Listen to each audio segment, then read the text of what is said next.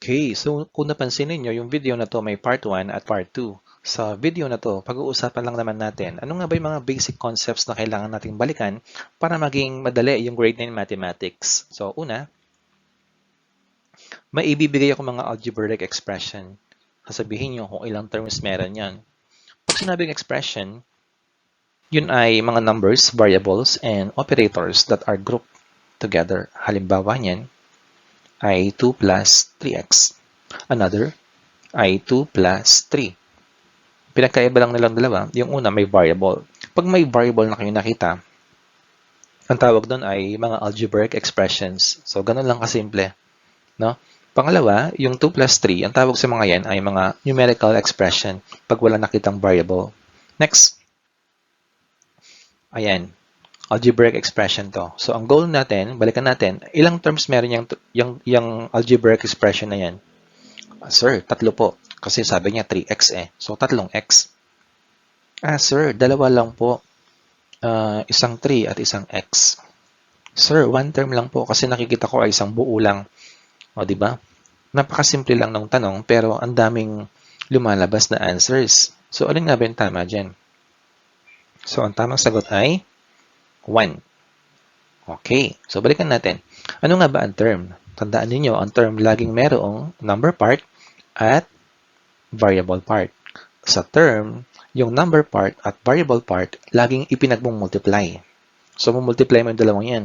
Pero dahil sa algebra, ang multiplication ay implied, ibig sabihin ng implied ay understood na, hindi mo na kailangan maglagay ng multiplication symbol doon. Ang gagawin mo lang ay pagdikitin sila. Now, yung number part, may special siyang pangalan. At ang pangalan na yun ay coefficient. So, in short, ang term ay merong laging coefficient, yun yung number part, at meron din siyang variable part. Now, sabi dito, a term is a single number. Pwede daw maging single number lang ang isang term. Kailan nangyayari yan? Correct. Kapag yung variable mo may exponent na 0. Halimbawa niyan ay ito, 3x raised to 0. Diba, sa grade 8 mathematics, laws of exponents, kapag yung exponent ng base ay 0, magiging 1 lang yan. Kaya itong expression na to ay pwedeng maging 3 times 1. And 3 times 1 is 3. So clearly, ang term pwedeng nga namang maging single number lang. Next, a term is a single number, a variable. So pwede siya maging variable lang. O ngayon, kailan magiging variable lang ang isang term? Correct. Kapag naman yung number part ang may 0 exponent. Diba? Kahit anong number pa yan, basta yung exponent niya ay 0, magiging 1 lang yon. So, 1 times x is x. So, posible nga na maging variable lang yung term. Next, pwede rin siya maging a number and a variable that are multiplied together. So, yung halimbawa niyan ay yung kanina. Inuulit ko lang, ang term, pwedeng maging single number lang, pwedeng maging variable lang, pwede rin combination ng dalawa na multiply together. Next, ito yung pinaka-importante. Terms are separated by plus or minus signs. Hanggat wala ka nakikitang ganito, hindi darami yung terms mo. Tingnan natin. Kaya ito, walang operation yan, walang addition or subtraction, walang minus or plus signs, one term lang yan. Eh, di ba may special name din yung mga yan? Monomial. Next. Negative 4x squared. Ilang terms yan? One term. Sir, may nakita na po akong sign. Tama, sign yan. Tanong, minus sign ba yan? Hindi. Negative sign lang yan. Magiging minus sign yan kapag may nauna sa kanya. Eh, wala naman. So, negative sign lang yan. Kaya, one term pa rin yan. Next is 3x squared minus 6x. Ilang terms yan? Two terms na yan. Kasi ito ay minus sign. So, first term ay 3x squared. Yung pangalawa ay negative 6x. So, anong tawag sa mga polynomial na ganyan? Ano yung special na pangalan nila? Tama. Binomial. Next. 4x cubed plus 2x minus 5. Ilang terms meron yan? Okay, 3 terms. Yan ay trinomial. Next, negative 2x cubed plus 3x squared plus 2x minus 5. Ilang terms yan? So, first term, ito. Second term, third term, at fourth term. So, yan ay may 4 terms. So, generally, ang tawag sa mga yan ay mga polynomials na. Though yung mga monomial, binomial, and trinomial, considered as polynomial pa rin mga yan. Ito, x squared over 3. Ilang terms yan? 1 term pa rin yan. Ano kasi tawag sa mga bar na ganyan? Vinculum. So, pag may vinculum ka, fraction lang yan. So, isang fraction lang yan. Kaya 1 term. Ito, x squared minus 2x. Tapos, all over 3. So, take note of that. Ang basa ko dito ay all over na. Bakit naging all over? Kasi yung numerator ko ay 2 terms. Pag ang numerator mo more than 1 term, kailangan yung pagbasa mo sa vinculum ay all over na. Ibig sabihin, lahat ng nasa taas, lahat ng binasa kong una ay numerator lang ng nasa baba. So, ilang terms yan? Answer? 1 term pa rin yan. Bakit 1 term lang? Kasi considered as 1 fraction lang yan. So, no matter how many terms you have on your numerator, basta nasa isang vinculum lang sila, 1 term pa rin yan. Kaya yan ay monomial pa lang. How about this? Okay, correct. 2 terms na yan. Kasi first term ay ito. Second term naman ay yung may vinculum, yung fraction na 3x over 4. So, I hope that's clear. Next. Okay. Next is combining terms. Pag sinabing combining terms, you're going to add or subtract the terms given to you. Kunwari, you are given these polynomials and you are asked to combine them. I-perform mo lang yung operation na meron sila. Ako bilang teacher, alam nyo ba na hanggang ngayon, marami ako na-encounter ng mga students na hirap sa combining terms. What I mean by hirap is, iba-iba yung interpretation nila, iba-iba yung ginagawa nila, which is wrong. Tanong, kailan ba pwedeng mag-combine ng terms? Ayun, only like terms can be combined. Like terms lang ang pwede i-combine. Pag hindi sila like terms, huwag mong i-combine. Ano ba yung mga like terms? Like terms have exactly the same variable parts.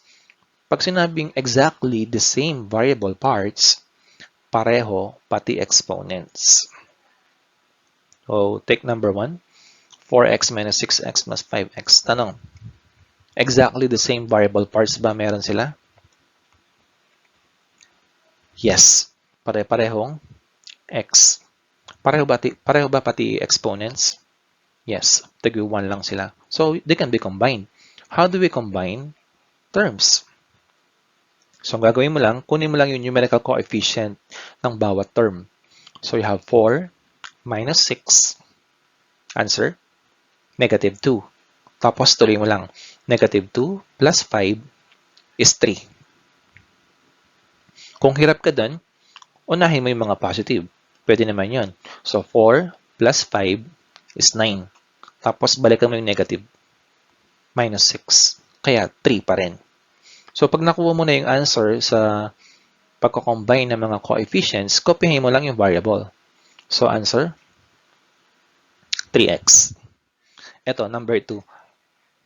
Medyo familiar, di ba? Kasi ang daming nagkakamali dyan eh. Ano nga ba yung x plus x? So, balikan mo lang yan. Only like terms can be combined. So, obviously, parehong-pareho yan. So, pwedeng i-combine yan. Ano magiging sagot? Correct. Unahin mo yung coefficients. 1 plus 1. Kaya ang answer dyan ay 2x. Tandaan ninyo, sa addition and subtraction of polynomials, hindi nagbabago ang exponents. Yun ang tandaan ninyo para di kayo malito. Sa addition and subtraction, hindi nagbabago ang exponents. Kinokopya lang sila. Number 3, 2x squared plus 7x. Answer? Correct. Kokopyahin mo lang sila. Bakit? Kasi yung mga variable parts nila, hindi magkamukha. Sir, pareho namang may x. Oo, may parehong silang x. Ang tanong, pareho ba pati exponent? Hindi. Ito, exponent niya 2. Ito, exponent niya 1. Kaya hindi sila pareho. Anong ginagawa pag hindi na like terms? Kokopyahin mo lang sila. Then tapos. Next, number 4. Negative x squared plus 3x plus 9x squared minus x. So pag may nakita kang ganyan na medyo complicated na yung mga terms, isa-isahin mo lang. Tapos tignan mo kung ano ba yung mga may parehong variable parts. So in this case, ang may parehong variable parts ay itong dalawang to. So paano mag-combine? Same. Tignan mo yung coefficients nila, i-perform mo lang. So you have negative 1 plus 9. What is negative 1 plus 9? Correct, 8. So meron ka magiging 8x squared doon. So kung hirap ka doon, tulad ng ginawa natin kanina, pwedeng unahin mo dito sa positive. So 9 minus 1 is 8. Tapos kopyahin mo yung variable nila. So magiging x squared yan. Another ay positive 3x saka yung negative x. So 3 minus, ano yung coefficient niyan? Correct, negative 1. So 3 minus 1 ay 2. Tapos kopyahin yung variable na x. Kaya magiging plus 2x. Answer, 8x squared plus 2x. How about number 5? Ganun pa rin. Hanapin nyo lang yung mga magkakapareho ang variable. Yung mga like terms. Ano yung mga like terms yan? Yan, yung dalawang yan. Kunin ng coefficients. 1 minus 4 is negative 3. So, meron ka magiging negative 3x squared yan. Ayan, negative 3x squared. How about negative 5x? Kasi wala nang ibang term. Anong gagawin mo dyan? Okay, correct. Kokopyahin mo lang. So, yun yung mga answers. Okay, next thing to recall ay multiplying polynomials. So, una, we have to multiply monomial by binomial. So, let's have the first given. You have x times the quantity of x plus 3. So, unang gagawin nyo dyan, hanapin nyo muna yung mga factors. Yung dalawang factors na pinag-multiply natin. So, what are the factors here? We have x, and the other one is x plus 3. So, grade 8 mathematics and grade 7, alam naman natin yan, di ba? So, we will apply distributive property. Literal, na distribute mo yung isang factor to the other factor. So, in this case, ang didistribute natin ay yung x, yung isang factor na nasa labas. So, we will distribute it. When you say distribute, i-multiply mo sa lahat ng terms ng pangalawang factor. So in this case, we will multiply x by x and then x again by the 3 of the next factor. So let's apply that. What is x times x? Okay, that's x squared. And the other one, what is x times positive 3? So that gives us positive 3x. So anong susunod mong gagawin dyan? Tignan mo kung meron kang like terms. Yung mga terms na pwedeng i-combine. So, again, recall natin, only like terms can be combined. So, meron ba tayo dyan ng mga like terms? Wala. Ibig sabihin, final answer na yan. Next, we have to multiply monomial by trinomial. Ang given natin, negative 4 times the quantity of 2x squared plus x minus 3. So, pansinin natin, yung pangalawang factor natin, tatlong terms na. We have 2x squared, yung pangalawang term, x, at yung pangatlong term ay negative 3. So again, distributive property, itong negative 4 will be distributed or multiplied to all the terms of the second factor. So let's do that. What is negative 4 times 2x squared? Paano ba yan, di ba? Multiply mo muna yung mga coefficients. So, negative 4 times 2 is negative 8. Tapos, yung variable, kokopyahin nyo lang. So, that gives us negative 8x squared. Next, we have negative 4 times positive x. That gives us negative 4x. And last one is negative 4 times negative 3. That is positive 12. So, wala nang like terms dyan. Final answer na yan. Okay, so next is multiplying binomial by another binomial. So let's have the first given. We have the quantity of x minus 5 times the quantity of x plus 2. So basically, kaya nga tinawag na binomial by binomial yan, meron tayong dalawang terms sa unang factor at dalawang terms din sa pangalawang factor. So, pwede bang gamitan ng distributive property yan? Answer? Yes. So, paano yun? Yung unang factor, yung first term niya muna ang i-distribute mo. So, distribute mo muna yung x dun sa dalawang terms ng pangalawang factor. No? Pag nagawa mo na yon, yung pangalawang term naman ng unang factor ang i-distribute mo. So, all in all, may lalabas na 4 terms dun. And then, simplify them. Hanapin nyo muna kung may mga like terms. Kung may mga like terms, ipag-combine nyo. Pag walang like terms, yun ang final answer. Now, dahil binomial by binomial yan, pwede natin gamitin yung pinakasikat na method sa algebra. When you multiply binomial by binomial, we use FOIL method. Ibig sabihin ng FOIL method, FOIL is actually a pattern.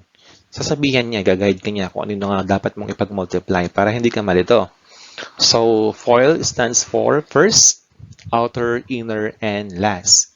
Sabi ko nga guide yan.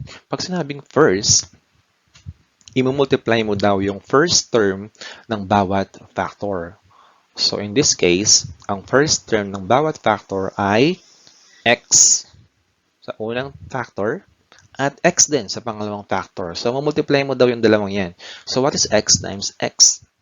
So, meron ka ng x squared.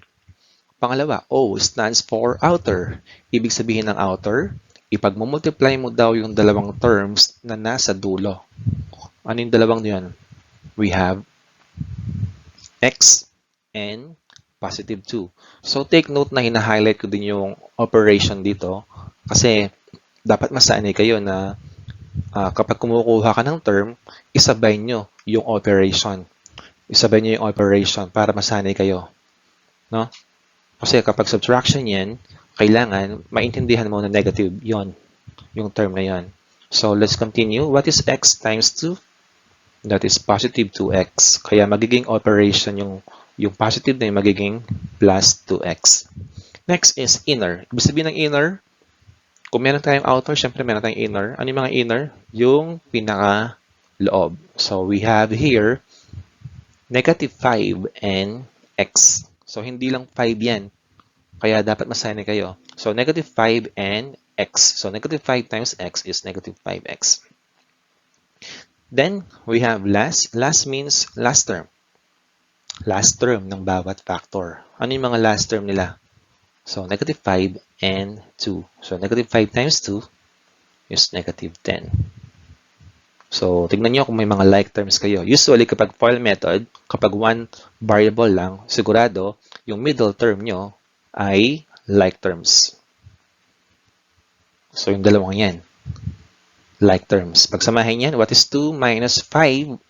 That's negative 3. Tapos, copy the variable x. So, final answer, x squared minus 3x minus 2. Next, another. So, pwede nyo i-try to. I-pause nyo muna yung video saglit. Tapos, i-continue para ma-reveal yung answer at malaman kung tama yung answers nyo. So, let me show the solution. Again, we will use FOIL method. So, first term ng bawat factor, that is 2x and 3x. What is 2x times 3x? 6x squared. And then outer terms, we have 2x and positive 5. So that is positive 10x or plus 10x na sa ating expression. And then inner terms, ibig sabihin, negative 1 and 3x. Negative 1 times 3x is negative 3x. And then last term ng bawat factor. So that is negative 5. So again, kung may mga like terms dyan, pagsamahin. So final answer, 6x squared plus 7x minus 5. So next is a square of a binomial or acronym SB. So let's have the first given. The quantity of x plus 4 times the quantity of x plus 4. This one is an example of a special product. Grade 8 mathematics. Siguro, given pa lang, alam nyo na kung bakit siya tinawag na special product. Kasi nga, napaka-obvious, yung dalawang binomials ay magkamukhang magkamuka. Katulad ng 5 times 5. Di ba, ang expression na yan, yung 5 times 5 na yan, pwede siyang gawing exponential form. At ang exponential form niyan ay 5 squared. So, similarly, yung original given na the quantity of x plus 4 times the quantity of x plus 4, pwedeng kumopya na lang ng isang factor niyan, which is x plus 4. Tapos, i-square mo. So, kaya siya tinawag na square of a binomial.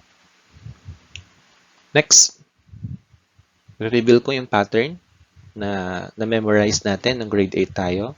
So, kapag ang operation ng binomial na in-square ay addition, pag in-expand mo yon, ito ang lalabas. X squared plus 2xy plus y squared. Kapag naman yung operation na naging subtraction, pareho lang naman nun. Ang magiging pagkakaiba lang nila ay yung operation sa middle term. Yung operation dyan, magiging subtraction. So, take note na yung last term ay hindi pwedeng maging negative. So, in words, ano ibig sabihin yan? In words, the square of a binomial is equal to the sum of. So, pwede mo maging guide din to. Step 1, step 2, step 3. Kunin mo lang yung sum nilang tatlo. So, sum ng the square of the first term. Tapos, twice the product of the first and last terms. And then, the square of the last term. So, apply natin yan. So, paano ba yan? Square of the first term. So, ano ba yung first term sa kanilang dalawa? Ano yung first term dito? Alam natin yan. Siyempre, x. So, square mo yan. Ibig sabihin ng square ay i-multiply mo siya sa sarili niya. So, what is x times x? Okay, x squared. Ano yung pangalawang step? Itong nakuha mong x squared, idadagdag mo palagi. Pero huwag ka muna maglagay ng operation. Malay mo, idadagdag mo pala ay negative. So, second step, twice the product of the first and last term. Ipag-multiply mo daw yung first and last term ng iyong factor, tapos doblehin mo yung nakuha mo. So, what is x times 4? Okay, that's 4x. Ngayon, yung 4x na yun, dodoblehin mo. What is 4x times 2? So, that is 8x. So, yung idadagdag mo dito sa x squared ay 8x. Next, the square of the last term. So, ito, dadagdagan mo pa ng the square of the last term. So, what is 4 squared? What is 4 times itself? So, 4 times 4 is 16. So, take a look at this. Sa given pa lang, alam mo na kung ano yung magiging first and last term. Square lang nito, x squared. Square niyan, 16. No? So, yung middle term na lang. Parang yung middle term na lang hahanapin mo kapag ang given ay square of a binomial. Now, let's have the second one. I-emphasize natin to. Recall natin to. Ang square of a binomial ay laging nagbibigay ng perfect square trinomial or PST. No? Okay, next example. So we have the quantity of 3x minus 5 squared. So ito, obvious na square of a binomial siya kasi siya mismo, yung form niya, yung itsura niya, sinabi niya kung ano siya. So sabi niya square ng 2 terms, kaya square of a binomial yan. So napaka-importante na alam nyo or marunong kayo magbasa kung ano yung given. So, pag ganyan, pwede mo nang gamitin yung pattern na nandito o kaya yung memorize mo na steps. Marami sa mga estudyante ko, mas gusto nila itong i-memorize yung mga steps, no? Kasi mas madali nga naman tandaan. So, sabi niya, the square of the first term. Ano ba yung first term ng ating square of a binomial? So, 3x yan. So, 3x times itself. So, that's 3 times 3, saka x times x. That is 9x squared. Next is twice the product of the first and the last terms. So, yung first term natin ay 3x. Yung pangalawang term ay hindi 5. Kung hindi, negative 5. So, yun yung pinupunto ko. Isama nyo yung operation. No? Magiging sign siya kapag kinuha mo yung term. So, we have 3x times negative 5. 3x times negative 5 is negative 15x. Sabi dito, huwag niyong kalilimutan niya kasi marami pang nakakalimot niyan. Twice daw. So, yung nakuha mong product na negative 15x, to doblehin mo. Kaya yung sagot niya, negative 30x. And of course, yung last term o yung last step, square mo naman yung last term. So, ang last term natin ay negative 5. So, negative 5 times negative 5 ay positive 25. So, kaya kanina in-emphasize ko na yung pattern dito, yung last term ng square of a binomial, palaging positive. Kasi nga, i-square mo lagi yan eh. No? Nanggaling siya sa last term ng binomial na kapag in-square mo, palaging positive. So, final answer, 9x squared minus 30x. Okay, next example. So, the given is the quantity of x plus 3 over 4 squared. So, until now, many students are afraid of fractions. Ewan ko ba, pag may nakita silang fraction na ma-attract sila, ang tendency, yung gagawin nila, pag may nakitang fraction, titignan lang nilang na ganyan, tapos skip na next item. So, hindi. Tandaan nyo, pag may nakita yung fraction, same rule or same steps lang naman ang gagawin ninyo eh. So, try natin. So, first step, square the first term. So, what is the first term here? So, first term is x multiplied by itself. That's x squared. So, walang problema. Next is twice the product of the first and the last term. So, pag may nakita yung fraction na ganyan at hirap kayong i-mental math, mahirap naman talaga yung i-mental math yan. So, ang gawin nyo, kumuha ng scratch paper. So, sulat yung mga kailangan nyo i-multiply. So, you are to multiply here x by 3 over 4. Now, pag nagmumultiply kayo ng fraction or pag nagmumultiply kayo, may nakita kayong fraction, imagine niyo na lahat ng factors may denominator na 1 kung wala nakalagay. So, ito, yung x dito, may over 1 dyan. So, ang rule lang sa multiplication ay numerator times numerator and then denominator times denominator. So, pag may variable na involved, unahin nyo yung coefficients nila, yung number part. So, what is 1 times 3? Equals 3. Tapos dito, what is 1? Yung over 1 dito. So, 1 times 4 is 4. Tapos, kopyahin nyo yung variable na x. So, ang lalabas dyan ay 3 over 4x. So, may mga pagkakataon na yung iba, yung x dito, sinasama na sa numerator. Ginagawang 3x over 4. That's totally fine. Ang hindi pa pwede, yung x dalhin mo sa denominator. So, ang pinaka-acceptable or pinaka-standard talaga, yung variable ay ilagay mo sa harapan ng vinculum. Yung bar na yan. No? Diyan mo siya ilagay. So, next, tapos na ba dyan? Hindi pa. Kasi, ang ginawa mo pa lang dyan ay pinag-multiply mo yung first term sa yung last term. So, anong gagawin mo dyan? Kailangan mo siyang i-multiply by 2 or simply double. So, again, multiplication na naman to. Numerator times numerator. What is 3 times 2? Correct, 6. Tapos, yung 4 naman, i-multiply mo kanino? Sa 1 lang. Marami nagkakamali dyan. Ginagawa nila 4 times 2 pa rin hindi. Ang rule ay, pag may multiplication na involved sa fraction, numerator times numerator, tapos denominator times denominator. So, you have 4 times 1 here. So, that is 6 over 4. Tapos, kopyahin yung variable ulit. So, that gives us 6 over 4x. Tingnan mo ngayon yung final answer. Yung final answer ba na yung numerator ba niya sa denominator, wala ng ibang common factor bukod sa 1. So, 6 and 4, ano ba yung pwede mag-divide sa kanila? Okay, that's correct, 2. So, yung 6, divide mo ng common factor na 2, magiging 3.